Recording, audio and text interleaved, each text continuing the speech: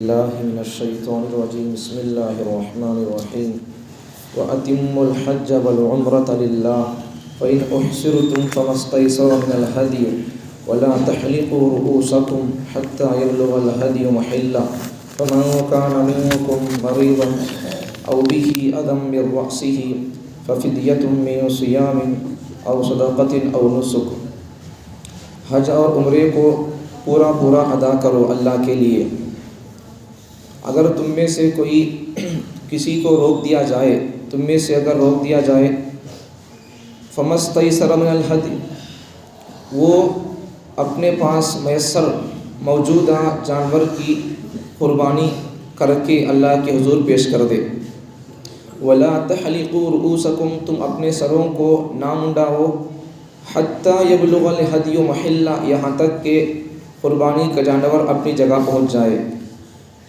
فمن کان منکم مریضا، پھر اگر تم میں سے کوئی آدمی بیمار ہو او بہ اذی من رأسہ، یا اسے کوئی تکلیف ہو سر میں، ففدیۃ من صیام، وہ روزے کے ذریعے سے مطلب سر منڈا کر اپنے روزے کے ذریعے سے فدیہ ادا کرے، یا صدقہ فطر کے ذریعے سے صدقہ ادا کرے، یا جانور ذبح کر کے اپنا فدیہ ادا کرے.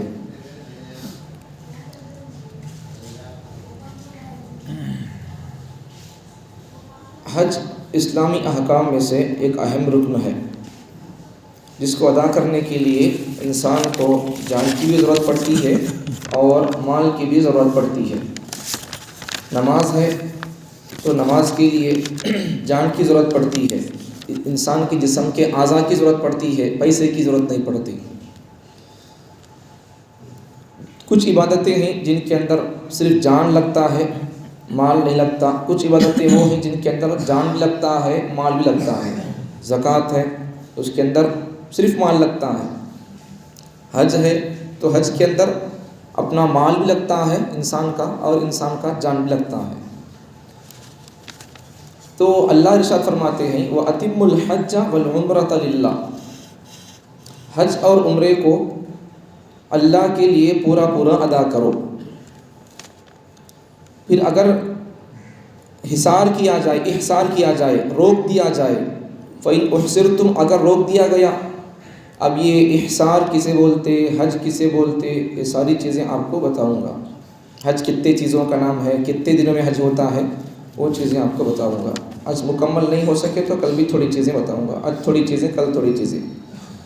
جو شخص مکہ معظمہ تک سواری پر آ جا سکتا ہو، مکہ مکرمہ تک جانے کا خرچ اٹھا سکتا ہو، پھر آنے کا خرچ اٹھا سکتا ہو، اور اس کے حج اور عمرے پر جانے کے بعد اس کے بیوی بچوں کی گزاری کے لیے خرچہ دے کر جا سکتا ہے، تو ایسے آدمی کے لیے حج کرنا ضروری اور فرض ہوتا ہے، اور اس کے اوپر حج فرض ہو کر رہنا. یہاں ایک بات بھی سمجھو، زکوٰۃ کے لیے زکوٰۃ فرض ہونے کے لیے آدمی کے پاس مال آ کر رہنا، نصاب کے بقدر کتنا نصاب کے لیے مال ہونا ہے اتنا مال آ کر رہنا. پھر اس کے بعد اس مال کے اوپر 1 سال گزرنا، مال آنا پھر اس کے اوپر سال گزرنا، سال گزرنے کے بعد پھر اس کے اوپر زکوٰۃ واجب ہوتی ہے. لیکن حج کے لیے ایسی بات نہیں ہے، مال کے اوپر سال گزرنا ایسی بات نہیں ہے. مال آج سما حج کے دن شروع ہو رہی بولے تو اگر آج مال آ گیا جا سکتا ہے کر سکتا ہے، بس چلے جانا چاہیے، سال گزرنے کی اس کے اوپر ضرورت نہیں ہے. حج اور زکوٰۃ میں یہ فرق ہے. زکوٰۃ کے لیے تو مال ہونا، پھر اس کے بعد سال گزرنا مال کے اوپر، اس کے بعد زکوٰۃ ادا کرنا پڑے گا. لیکن حج کے لیے اگر آج مال آ گیا، کل سے حج کے ایام اور ارکان احکام شروع ہو رہی بولے تو آج ہی سے وہ آدمی حج کے لیے جا سکتا ہے. یہ ایک بیچ کی بات تھی. تو جو شخص حج کے لیے اس کے پاس پیسہ گیسا خرچ ہے اور اس کے اوپر فرض ہے حج، جا سکتا ہے، جانے کا خرچ پھر آنے کا خرچ، اور ان جانے کے بعد اس کے بیوی بچوں کے لیے وظیفہ گزارے کے لیے خرچہ دے کر جانا. تو یہ پہلی بات ہے. بال بچوں کے لیے اخراجات بھی موجود ہوں، اس پر حج کرنا فرض ہے. اب اچھا، حج کتنے بار کرنا، زندگی میں حج کتنے مرتبہ فرض ہے؟ حج پوری زندگی میں ایک ہی مرتبہ فرض ہے. اس سے زیادہ جو کوئی شخص حج کرے گا وہ نفل ہوگا. حج کی 2 قسمیں، ایسا تو کئی قسموں کے حساب سے اس کے قسمیں بنا دیتے ہیں. تو ایک حساب سے ایک حج کو بولتے حج اکبر، ایک حج کو بولتے حج اصغر. تو وَأَتِمُّ الْحَجَّ وَالْعُمْرَةَ، تو حج کو مکمل کرو پورا اللہ کے لیے اور عمرے کو مکمل کرو. تو حج کو حج اکبر بولتے اور عمرے کو حج اصغر بولتی. بڑا حج اکبر. حج بولے تو معمول سے ہمارے زبان میں جو حج بولتے ہیں اس سے مراد حج اکبر ہے. اس کے اندر احکامات زیادہ ہوتے رہتے ہیں اور اس کے اندر کام زیادہ ہوتا ہے، تو اس لیے اسے بولتے حج اکبر. جو ہمارے زبان میں بولتے حج بول کر اس سے مراد حج اکبر مراد ہے. عمرہ سے مراد اسے عمرے کو بولتے فقہ کی زبان میں، قرآن حدیث کی زبان میں اسے بولتے عمرے کو حج اصغر، چھوٹا حج. اس میں کام زیادہ نہیں رہتے. تو حج اور عمرے کو اللہ کے لیے مکمل کرو. تو حج زندگی میں ایک مرتبہ فرض ہوتا ہے، فرض ہو گیا ہم نے. تو اب اس کے بعد پھر اگر بار بار کوئی آدمی کر رہا بولے تو اس سے وہ نفل ثواب ملے گا. اس کے علاوہ وہ حج وہ فرض نہیں ہوگا. فرض نہیں ہوا ہے، ایک مرتبہ فرض ہوا ہے. اب یہاں ایک بات بھی سمجھو آیت کے تحت کہ اللہ تعالیٰ قرآن مجید میں ایک علمی بات سمجھو، اسے توجہ سے سنو، آنکھاں دل کے بھی اور کانوں کے بھی کھول کر سنو. ایک بات علمی بات ہے. اللہ تعالیٰ قرآن مجید نے نماز پڑھو بول کر بولے نہیں بولے نماز پڑھو بول کر بولے. زکوٰۃ دو بول کر بولے نہیں بول کر بولے. کہاں ہے زکوٰۃ دو بول کر؟ قرآن مجید میں شروع سے ہے. سورہ بقرہ کی پہلی آیتوں سے موجود ہے. الذین یؤمنون بالغیب ویقیمون الصلاۃ ویؤتون الزکاۃ. اللہ یہاں سے شروع کی پہلی آیتوں سے اللہ تعالیٰ ارشاد فرما رہی ہے نماز قائم کرو، زکوٰۃ ادا کرو بول کر. مومنوں کی صفت اللہ بیان کر رہا. مومن وہ ہوتا ہے جو اللہ غیب پر ایمان رکھتا ہے. الذین یؤمنون بالغیب، غیب پر ایمان رکھتا ہے. ویقیمون الصلاۃ، نماز قائم کرتا ہے. ویؤتون الزکاۃ، زکوٰۃ ادا کرتا ہے. یہ سب چیزیں تو مومنوں کی صفت اللہ بیان کرتے ہوئے، متقیوں کی صفت اللہ بیان کرتے ہوئے ارشاد فرماتے ہیں نماز پڑھنا، غیب پر ایمان لانا، زکوٰۃ دینا. لیکن اللہ ویسے جگہوں پر نماز کتنی بڑی بات ہے. کام بھی جاؤ نماز معاف نہیں ہوتی. تمہیں حج کچھ چلے جاؤ لیکن نماز معاف نہیں ہوتی. تمہیں کام بھی جاؤ لیکن نماز معاف نہیں ہوتی. پھر بھی اللہ وہاں الذین یؤمنون بالغیب ویقیمون الصلاۃ، نماز قائم کرو. اللہ یہ تو بولے نماز اللہ کے لیے قائم کرو، وہ بات نہیں ہے وہاں. اب یہاں جو بات آئی ہے اس آیت کے اندر، آج کے سبق کے اندر، حج کے احکامات اور عمرے کے احکامات میں وَأَتِمُّ الْحَجَّ وَالْعُمْرَةَ لِلَّهِ، حج اور عمرے کو اللہ کے لیے ادا کرو. للہ، یہ اللہ بولے ہیں یہاں. لیکن وہاں جتنی جگہ نماز کا حکم آیا ہے وہاں اللہ تعالیٰ للہ میرے لیے ادا کرو، اللہ وہ نہیں بولے. وہ بولنے کی ضرورت نہیں. نماز پڑھنے کا آدمی اللہ کے لیے اچھا. اب وہاں اگر نماز پڑھنے کے بارے میں اگر آدمی کے اندر دکھلاوا آ گیا تو پھر وہ نماز قبول بھی نہیں ہوتی. تو عام طور پر نماز پڑھتے ہوئے اتنا دکھاوا نہیں ہوتا جتنا کہ حج اور عمرہ کرتے ہوئے دکھاوا آدمی کے اندر آ جاتا ہے. اس لیے دعوت وغیرہ کرنے کا لوگ سمجھ میں آ رہی نہیں بات. تو اس لیے اللہ تعالیٰ یہاں دکھاوا زیادہ لوگ کرتے بول کر اللہ کو معلوم تھا. اس لیے اللہ تعالیٰ کیا کر دی یہاں اللہ للہ کا لفظ اللہ جوڑ دی ہے. میرے لیے کرو کو اللہ جوڑ دی ہے. سو یہاں بول کر نہیں. 4ویں پارے کے پہلے صفحے میں بھی اللہ تعالیٰ وہاں بھی حج کے احکامات اور حج کے بارے میں بیان کرتے ہیں. وہاں بھی اللہ وہی ارشاد فرماتے ہیں. تو میرے یہاں ایک تو بیچ کی بات تھی حج اور عمرہ اللہ کے لیے کرنا. یہ دعوت وغیرہ حج کے وقت میں، عمرے کے وقت میں یہ سب کرنا نہیں. یہ سب چیزیں اس سے بھی دکھلاوا آ جاتا ہے. تقوی کے خلاف ہے یہ چیز، تو نہیں کرنا چاہیے. سمجھ میں آ گئی بات. حج کب شروع ہوتا ہے؟ حج کب شروع ہوتا؟ حج ذی الحجہ کے مہینے میں 5 دنوں میں حج ہوتا. حج کے احکامات 8ویں ذی الحجہ ایک دن، 8ویں ذی الحجہ سے 12 ذی الحجہ تک، 8 9 10 11 12 یہ 5 دنوں میں حج کے احکام رہتے ہیں. تو آپ کو آخر بولوں گا شارٹ میں حج کے بارے میں سمجھنے کے لیے آپ کو شارٹ میں بتاؤں گا. حج کسے بولتے ہیں، کتنے دنوں کا کام ہے، کتنے کا ماہ ہے، وہ سب آپ کو بتاؤں گا ترتیب سے. تو سمجھ میں آگے بات. حج کتنے دن میں ہوتا بولو؟ حج کے احکام 5 دنوں میں. ذی الحجہ کے 5 دنوں میں، وہ ذی الحجہ کی 8 تاریخ سے 8 9 10 11 12 یہ 5 دنوں میں حج کے احکام وغیرہ کرتے ہیں. اچھا، حج کے اندر کیا چیزیں ضروری ہیں حج اور عمرے کے لیے؟ طواف وداع اس وقت ہوگا. حج کے لیے 2 چیزیں، حج اور احرام کے لیے بنیادی طور پر 2 چیزیں ہوں گی. چاہے حج کرو یا عمرہ کرو، احرام باندھنا پڑتا، طواف وغیرہ کرنا پڑتا. اس کے لیے طواف وداع اس وقت ہوگا جب مکے سے واپس آنے لگیں. اگرچہ اس سے پہلے بھی جائز ہے بشرطے کہ اس سے پہلے طواف زیارت کر چکا ہو. ایک تو طواف وداع، اگر آدمی وہاں سے آنا بول رہا بولے تو طواف کر کے آنا پڑے گا، طواف وداع کر کے آنا پڑے گا. جارو بول کر آخری طواف، سینڈ آف، آخری طواف کر کے آنا پڑے گا. اب یہ طواف آدمی جب جا رہا تب جا کر بھی کر سکتا ہے. اب جانے سے پہلے، اس سے پہلے کہ آج جا رہا بول رہے تو آج 2 دن پہلے بھی کر سکتا ہے. لیکن اس کے لیے شرط کیا ہے کہ آدمی طواف زیارت کر چکا ہو. طواف زیارت، اس کے بعد پھر طواف وداع، یہ 2 ضروری ہوتی ہیں. حج کے ایام مقرر رہی. اب دیکھو نماز ہر جگہ پڑھ سکتے، یہاں بھی نماز پڑھو نماز ہو جاتی ہے، اب جہاں جاؤ نماز پڑھو نماز ہو جاتی ہے. اور اسی طرح روزہ بھی جہاں جا کے آپ روزہ رکھو روزہ ہو جاتا ہے، لیکن حج ایک ایسا حکم ہے اس کے لیے جگہ بھی طے ہے، دن بھی طے ہے. اب وہاں جا کو کرنا، کہاں اللہ حکم دیا کرو بول کر وہاں جا کو کرنا سو، کتنے دن میں کرو بول کر اللہ تعالیٰ اتنے دن میں کرنا سو. تو ایک فرق یہ ہے. حج کے ایام مقرر رہی ذی الحجہ کے 5 دن، ذی الحجہ کی 8، 9، 10، 11، 12 5 دن ایام مقرر. اس لیے حج میں یہ بات نہیں ہے کہ جب چاہیں کر لیں جہاں چاہیں کر لیں، ایسی بات نہیں ہے. اب حج کرنا بول کر بولے تو ہمیں نہیں کر سکتے، اتنے فضائل پڑھ رہا ہوں تو بول کر قرآن سمجھ رہی ہمیں سمجھا رہی کہ بول کر کسی کے اندر شوق پیدا ہوا ہمیں اب حج نہیں کر سکتے. حج کرنے کے لیے حج کا مہینہ آنا پڑے گا، حج کے دن آنا پڑے گا. صرف حج کا مہینہ شروع ہو گیا نہیں کر سکتے، حج کے دن آنا پڑے گا. حج کا مہینہ شروع ہونے کے بعد 8ویں ذی الحجہ سے کرنا پڑے گا، ذی الحجہ کے مہینے کی 8ویں تاریخ سے کرنا پڑے گا. تو جب چاہے وہاں نہیں کر سکتے. تو عمرہ پورے سال میں آپ جس وقت چاہیں کر سکتے ہیں. حج کے لیے مہینہ ہونا، دن ہونا، وہ جگہ ہونا. اور عمرے کے لیے کیا ہونا، عمرہ آپ اب جا کر اگر عمرہ کرنا چاہیں تو کر سکتے ہیں، اس کے لیے کوئی مہینہ دن وغیرہ کوئی طے نہیں ہے. ہاں البتہ اتنی بات ہے کہ عمرے کے لیے اتنی ایک شرط ہے کہ وہ جب چاہے کر سکتے، اس میں کوئی اعتراض نہیں ہے. لیکن البتہ ایام حج میں یعنی اب حج کے کام کرتے نہیں ہمیں، اب بتایا نہیں میں ذی الحجہ کے 8، 9، 10، 11، 12 تو ان دنوں میں عمرہ نہیں کرنا چاہیے. اس لیے کہ ان دنوں میں آدمی حج کے احکامات، حج کے فرائض وغیرہ واجبات ادا کرنے میں آدمی مشغول رہتا ہے. تو اس لیے حج کے کام کرتے وقت میں عمرہ نہیں کر سکتے. تو یہ دن ذی الحجہ کے 8، 9، 10، 11، 12 اس میں عمرے کے حج کے دن ہوتے ہیں، اس میں عمرہ نہیں کرنا چاہیے. اگر وہ دنوں میں اگر عمرہ کرے گا حج کے دنوں میں تو وہ فقہا نے اسے علماء نے مکروہ لکھا ہے. عام دنوں میں کب کر سکتے کرو، کوئی بات نہیں ہے. کیونکہ ایام حج کی یہ ایام حج کی مشغولیت کے ہیں، وہ 9، 10، 11، 12 ہوتی نا.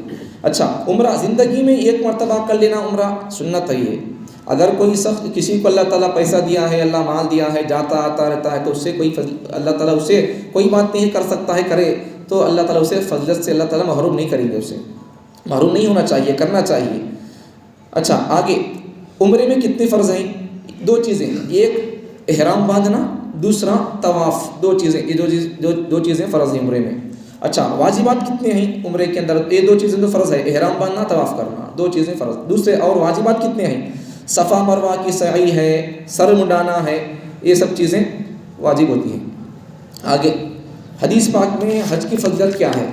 حضرت ابو ہریرہ رضی اللہ عنہ راوی ہیں، رسول اللہ صلی اللہ علیہ وسلم نے ارشاد فرمایا ایک عمرہ دوسرے عمرے تک کے لیے درمیانی گناہوں کا کفارہ بن جاتا ہے. اور حج مبرور کا تو کیا، بیچ میں کوئی گناہ نہیں ہونا اس کے اندر. حج مبرور جس میں گناہ نہ کیے ہوں اس کی جزا جنت ہی ہے.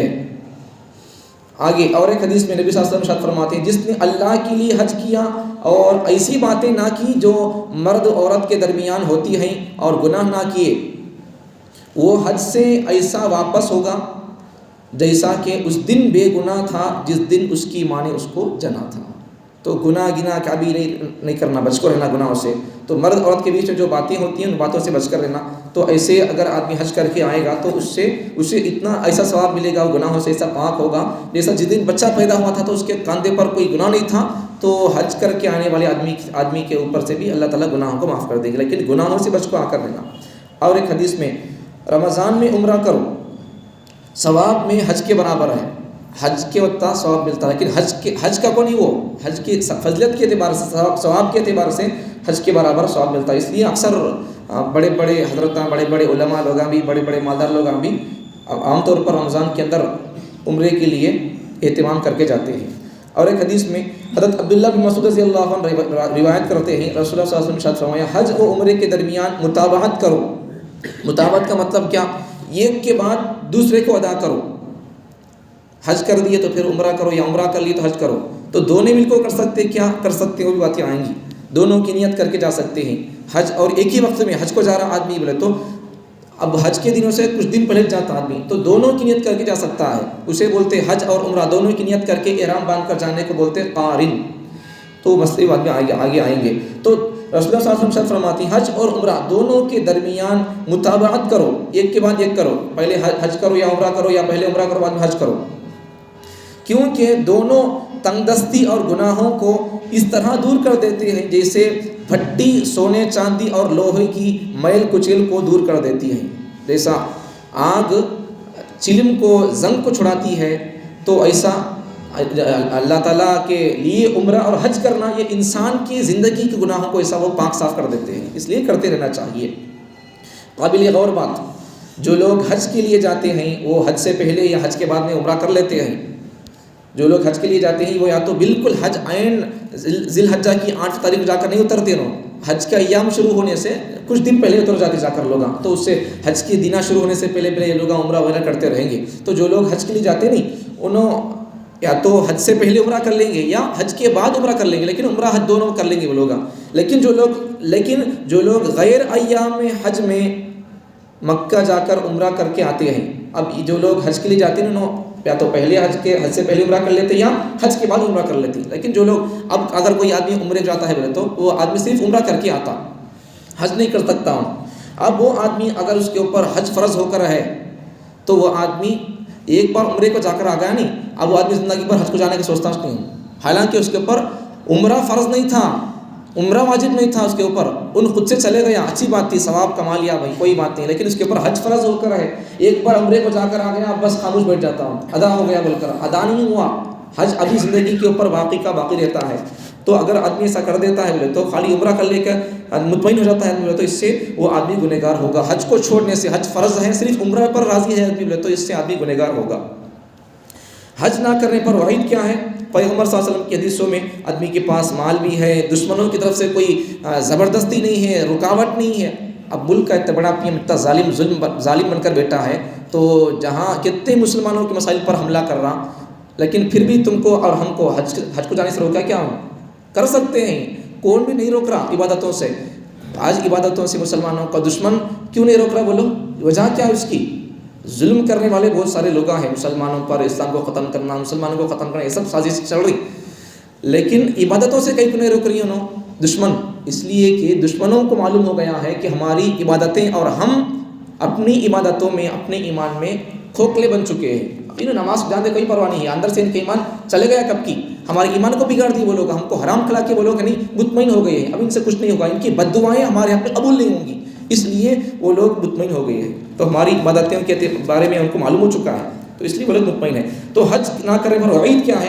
قدرت ہوتے ہوئے، طاقت ہے، استطاعت ہے، سہولت ہے، پیسہ ہے، سب کچھ ہے، کوئی مجبوری نہیں ہے، کوئی ظالم بادشاہ کی طرف سے رکاوٹ نہیں ہے اور کوئی بیماری نہیں ہے، آدمی آرام سے جا سکتا ہے۔ تو ایسے تمام تر سہولیات ہونے کے باوجود بھی، پیسہ ہونے کے باوجود بھی، کسی قسم کی بیماری نہیں ہے، کوئی کسی بادشاہ کی طرف سے ظلم نہیں ہے، رکاوٹ نہیں ہے، کوئی مجبوری نہیں ہے، پھر بھی آدمی اگر حج کو نہیں جاتا ہے فرض ہونے کے باوجود، تو پیغمبر صلی اللہ علیہ وسلم فرماتے ہیں اور وہ مر گیا، حج فرض تھا، سہولتیں تھے، پھر وہ آدمی کیے بغیر حج کیے بغیر مر گیا، تو پیغمبر صلی اللہ علیہ وسلم فرماتے ہیں کہ چاہے تو وہ آدمی یہودی ہو کر مر جائے، چاہے تو وہ آدمی نصرانی ہو کر مر جائے، مجھے اس کی کوئی پرواہ نہیں ہے۔ اب ہمیں حدیثوں میں پڑھے سنے رہیں گے، ایک یہودی کا جنازہ جاتا تھا تو پیغمبر صلی اللہ علیہ وسلم دیکھ کر کھڑے ہوتے تھے، بولتے تھے اگر یہ آدمی ایمان پر جاتا تو کتنا اچھا ہوتا تھا، بلکہ افسوس کرتے تھے۔ غیر کے بارے میں فکر کرنے والے پیغمبر اپنے امتی کے بارے میں جو حج نہیں کرتا ہے اس کے بارے میں اتنا سخت کیوں؟ اس لیے کہ اس کو فرض ہو چکا ہے، شریعت پر عمل کرنا تھا، نہیں کر رہا، تو اس لیے پیغمبر صلی اللہ علیہ وسلم سخت کہہ رہی سو۔ تو جہاں سخت کہنا ہے وہاں سخت کہیں گے، شریعت کے معاملے میں سخت کہنا پڑے گا، شریعت کے بارے میں کوئی کمپرومائز نہیں ہوگی۔ تو پیغمبر صلی اللہ علیہ وسلم فرماتے ہیں حج فرض ہونے کے باوجود نہیں کرنے والا آدمی، وہ چاہے تو وہ نصرانی بننے کی حالت میں مر جائے، چاہے تو وہ یہودی ہونے کی حالت میں مر جائے، مجھے اس کی کوئی پرواہ نہیں ہے۔ تو کتنی بڑی وعید کی بات ہے، سمجھ پیاری بات۔ تو اس لیے حج جن پر فرض ہے وہ لوگ اس کے بارے میں سوچیں۔ حج اور عمرہ احرام کے بغیر نہیں ہو سکتا، احرام بننا پڑتا، نیت کر کے تلبیہ پڑھتے ہوئے، لبیک اللہم لبیک یہ تکبیر پڑھتے ہوئے، تلبیہ پڑھتے ہوئے احرام باندھنا پڑتا، حج اور عمرے دونوں کے لیے بھی۔ اب جب احرام باندھ لیے تو اب احرام باندھنے کے بعد کیا کرنا پڑے گا؟ اب کیا بھی دوسرے کام نہیں کرنا، کیا نہیں کرنا، وہ تو ممنوعات دو طرح کے ہیں، دونوں کے لیے ممنوعات ہیں، حج کے لیے بھی ممنوعات ہیں اور عمرے کے لیے بھی ممنوعات ہیں، دونوں کے لیے یہ کی ممنوعات ہے۔ تو وہ بات ممنوعات کیا ابال کے بات ختم کر دوں گا۔ تو اگر ممنوعات نہیں کرنے کے کام کر لیے بولے تو پھر اس کے اوپر یا تو جانور ذبح کرنا پڑے گا یا صدقہ فطر ادا کرنا پڑے گا، اس قسم کے اس کے اوپر ذمہ داریاں عائد ہو جائیں گی۔ تو وہ کون سی چیزیں ہیں نہیں کرنے کی چیزیں، نہیں کرنے کے کام، ممنوعات کون سے ہیں؟ تو ممنوعات، پہلا خوشبو استعمال نہیں کرنا، عطر نہیں لگانا، اس سے احرام باندھ لیے بولے تو پھر عطر نہیں لگانا ہو۔ دوسرا جسم سے بال دور کرنا، بال وغیرہ صاف کرنا یہ بھی نہیں کر سکتے. احرام باندھے تو بس ختم, اب کیا بھی نہیں کرنا. اب تیسرا, ناخن نہیں کاٹنا. چوتھا, خشکی کا شکار کرنا. خشکی, تری بولے تو سمندر, خشکی بولے تو زمین کے اوپر کے, تری بولے تو زمین کے اندر کے پانی کے. تو خشکی کا شکار کرنا, خشکی کا شکار اونٹ ہے, اور اسی طریقے سے کیا بولتے وہ ہرن ہے, دوسری چیزیں کندیلو بولتے ہیں میں خرگوش, اس قسم کی چیزیں اگر کوئی آدمی شکار کرتا ہے اس سے احرام کے اندر خرابی آ جائے گی, نہیں کرنا چاہیے. تو خشکی کا شکار نہیں کرنا چاہیے. پانچواں, میاں بیوی والے خاص تعلق کو کام میں لانا اور شہوت کے کام کرنا. اس قسم کی باتوں سے, اس قسم کے کام کرنے سے بھی احرام ٹوٹ جاتا ہے, نہیں کرنا چاہیے. چھٹی چیز, سلا ہوا کپڑا پہننا. مرد کے لیے یہ بات ہے, مرد کے لیے سلا ہوا کپڑا نہیں پہن سکتا آدمی, چادر وغیرہ پہن کر جانا پڑے گا. اچھا, عورت کے لیے ساتویں بات, مرد کا سر پر کپڑا ڈالنا, ٹوپی کی بھی نہیں لگا سکتے اس وقت میں. مرد سر پر کپڑا نہیں لگا سکتا, اور کپڑا بھی ایسا چہرے پر ڈال نہیں سکتا. سر پر کپڑا نہیں ہونا اور چہرے پر کپڑا نہیں ہونا, یہ مرد کے لیے. عورت کے لیے کیا ہے, عورت کے لیے حکم یہ ہے, عورت کو چہرے پر کپڑا لگانا اجنبی مردوں سے پردہ کرنے کے لیے چہرے سے ہٹا کر چادر وغیرہ لٹکا لے. پردہ احرام میں بھی لازم ہے. عورت کے لیے حکم کیا ہے بولے تو, عورت ہے نہیں ابھی جیسا یہاں گھر میں اسکارف وغیرہ بنتے نہیں, ایسا نہیں بننا وہاں.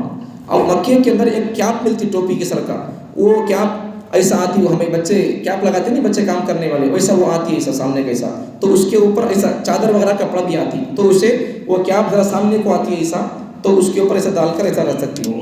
لیکن اب یہاں کپڑا چہرے پر تو نہیں پڑا, تو سامنے ایسا کیپ پر پڑا ہے, سو وہ ایسا کر کے عورتیں پردہ کرنا چاہیے. اور ایک بات کیا بولے تو, حج اور عمرے کو کیا بولے تو عورتوں کو پردہ کرنے سے زیادہ مردوں کو پردہ کرنا چاہیے. ہاں یہاں تو عام جگہ پر عورتوں کو پردہ کرنا چاہیے, مردوں کو پردہ کرنا چاہیے, لیکن حج کو اور عمرے کو چلے گئے بولے تو وہاں خاص کر مرد کو اپنی نگاہوں کی حفاظت کرنا چاہیے. اور بقیہ بہت ساری باتیں ہیں, کل بتاؤں گا. اللہ تعالیٰ مجھے اور آپ کو جن جن پر حج اور عمرہ فرض ہو چکا, واجب ہو چکا, اپنی اپنی ذمہ داری اور تیاری کر کے 20 تاریخ تک اس کا ٹائم موجود ہے, یہ مہینے کی ابھی 4-5 دن موجود ہے, اس کی تیاری کر کے اللہ تعالیٰ جانا اور آنا اللہ تعالیٰ ہمارے لیے آسان فرمائے.